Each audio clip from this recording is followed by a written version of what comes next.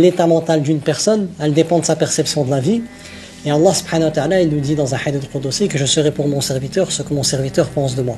S'il pense du bien de moi, c'est en sa faveur. S'il pense du mal de moi, c'est en sa défaveur. Dans le sens, ton présent n'est autre que la réalité de ce que tu penses d'Allah avec ton cœur. Et donc mon frère, on voit qu'il parlait des clés, la bonne opinion d'Allah, il parlait de tawakkul, la confiance en Allah, mais tout ça ne sont que des fruits de ta connaissance d'Allah. Et donc subhanallah al-adim, Allah subhanahu wa ta'ala, il nous permet par sa grâce de pouvoir voir le bien là où on met les yeux. C'est pour ça que j'ai commencé avec un verset où Allah nous dit, c'est lui qui vous a accordé ses bienfaits apparents et cachés.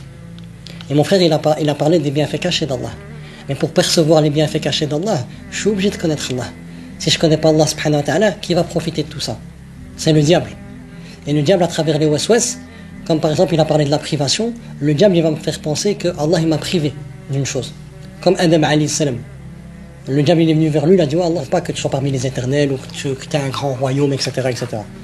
Et donc moi si je ne connais pas Allah, eh ben, je vais m'abreuver de ce waswas-là. Le shaitan il va me détruire intérieurement. Et après pour me reconstruire, si je ne reviens pas vers Allah, eh ben, c'est le chemin vers la perdition. En connaissant Allah, je sais qu'Allah subhanahu wa ta'ala c'est Al-Qabid, celui qui restreint et celui qui reprend. Il reprend et restreint avec sagesse. Et je sais qu'Allah subhanahu wa ta'ala c'est lui Al-Qadir, celui qui est capable de toutes choses et celui qui prédestine toutes choses et celui qui donne la pleine mesure à chaque chose. Et en plus de ça, je sais que Rabbi subhanahu wa ta'ala c'est le plein d'amour à l'absolu et que c'est le bar, le bienfaisant à l'absolu. Il me veut le bien à l'absolu et il est capable de toutes choses. Donc comment moi je peux désespérer de mon Seigneur si Allah il est capable de toutes choses, qui me veut le bien encore plus que n'importe qui. Subhanallah al-adim. Et donc cette connaissance d'Allah, elle va te permettre au quotidien de pouvoir être abreuvé de lumière. Parce qu'Allah il nous dit de sa religion, Nurun ala nur, yahdillahu li nurihi man yasha. Lumière sur lumière, Allah il guide vers sa lumière qui il veut. Et Allah subhanahu wa ta'ala à travers le Coran, qui est une lumière éclatante, Allah subhanahu wa ta'ala il te permet d'avoir accès à un paradis ici sur terre, avant le paradis de l'au-delà. Et le paradis sur terre c'est quoi? C'est ta relation avec Rabbi. Mais comment tu peux vivre ce paradis sur terre si tu ignores qui est ton créateur? Parce que le paradis sur terre c'est la conscience de qui est Rabbi. Quand je prends conscience des noms et des attributs d'Allah et que je les vis au quotidien, c'est ce qui me permet, alhamdoulilah, de vivre mon paradis sur terre. Mais je ne pourrais pas avoir ce paradis sur terre si je ne vis pas le Coran, si je ne vis pas le livre du bonheur. Et on a vu la semaine passée dans Surat Taha que les effets positifs de le Coran ils viennent à moi lorsque je viens avec humilité devant Allah, parce que c'est le Seigneur de l'univers qui s'adresse à moi. Et Allah il dit dans Surat Taha que le Coran c'est pas fait pour les orgueilleux. C'est pour ça qu'il a utilisé le terme yakhsha. Yakhsha c'est encore plus fort que la peur. C'est la crainte liée à la science, à l'amour et à la vénération de la chose pour l'Adam.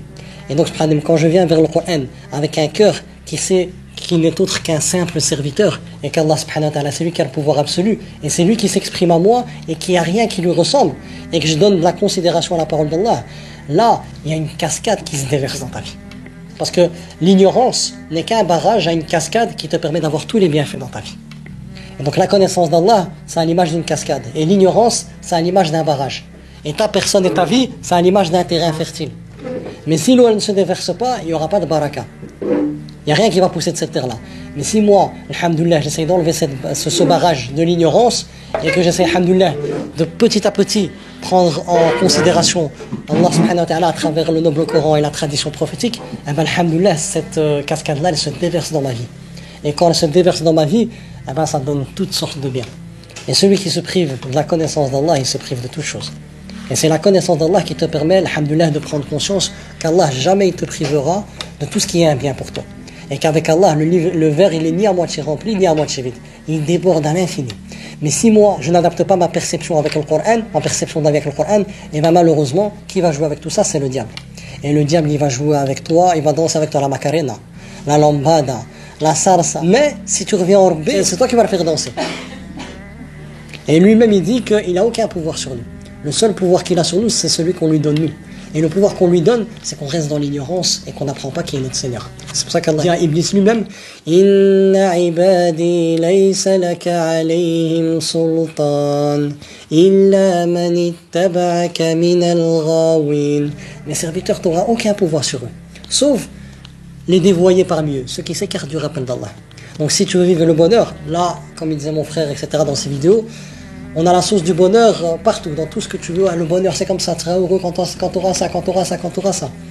Là, c'est que du bluff. Le réel bonheur, c'est quand tu connais ton créateur, quand tu sais qu'il s'appelait Salam et que c'est l'unique source de paix, de plénitude et de bonheur. Et qu'Allah nous a donné un cadre pour protéger notre bonheur. Notre paradis sur terre, c'est la relation qu'on a avec Allah. Et ce qui protège ce qu'on a de plus cher, c'est les obligations et les interdits. Donc au plus je respecte le cadre de Rabbi, au plus je préserve ce que j'ai de plus cher. Donc voilà, subhanallah wa bihamdik, ashhadu an la ilaha illa ant, astaghfiruka wa atubu ilayk.